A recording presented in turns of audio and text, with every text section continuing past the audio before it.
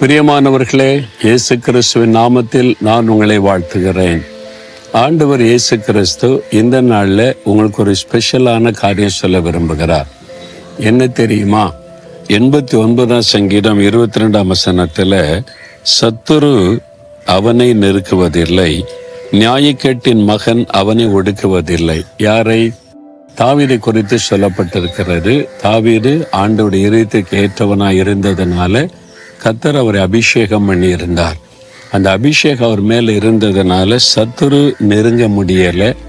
அது மாதிரி நியாயக்கேட்டின் மகன் பிசாசு, அவன் தான் கேட்டை உண்டாக்குகிறவன், சத்துருவாக செயல்படுகிறவன். உங்கள் வாழ்க்கையில் ஒரு சத்துரு இருக்கிறான். மனிதர்கள் நம்முடைய சத்துருக்களே அல்ல. மனிதர்களை பயன்படுத்துவதே சாத்தான் தான்.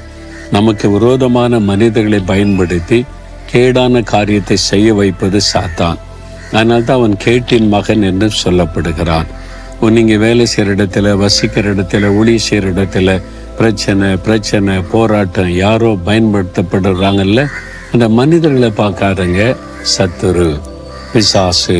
அந்த ஆண்டு சொல்றாரு, அவன் உன்னை மேற்கொள்வதில்லை, அவன் உன்னை சேதப்படுத்த முடியாது. எப்படி? ஏனென்றால் சாத்தானை ஜெயித்த இயேசு நம்மோடு இருக்கிறார். அந்த அபிஷேகம் நம்ம மேல இருந்தா சாத்தான் நம்ம கேடு உண்டாக்க முடியாது. தாவீதின் மேல தேவன் தன்னுடைய பரிசுத்தாவின் அபிஷேகத்தை வைத்ததுனால கோலியாத்தை வீழ்த்த முடிந்தது, சத்துருவை ஜெயிக்க முடிந்தது. அவனுக்கு விரோதமா எத்தனையோ முறை சத்துருக்கள் யுத்தம் பண்ண வந்தாங்க, தாவீதை ஜெயிக்க முடியலை.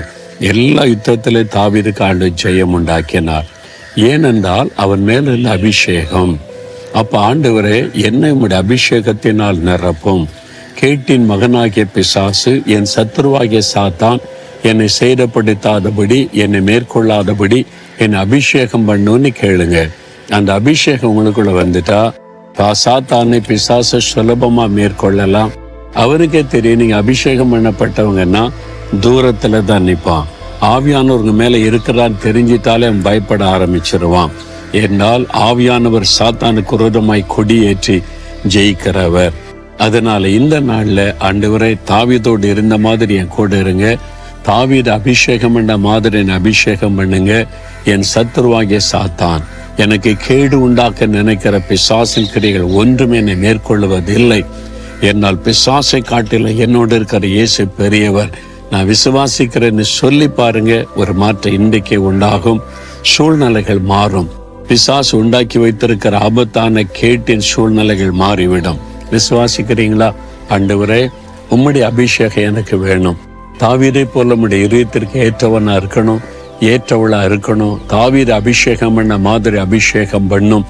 இந்த பொல்லாத சத்துருவாகிய சாத்தான், கேட்டின் மகனாகிய பிசாசு எனக்கு கேடு உண்டாக செய்கிற சகல காரியங்களை இயேசுவின் நாமத்தில் விலகட்டும். ஜெயம் கொடுக்கிற தேவனுக்கு ஸ்தோத்திரம், ஸ்தோத்திரம். இயேசுவின் நாமத்தில் ஆமேன், ஆமேன்.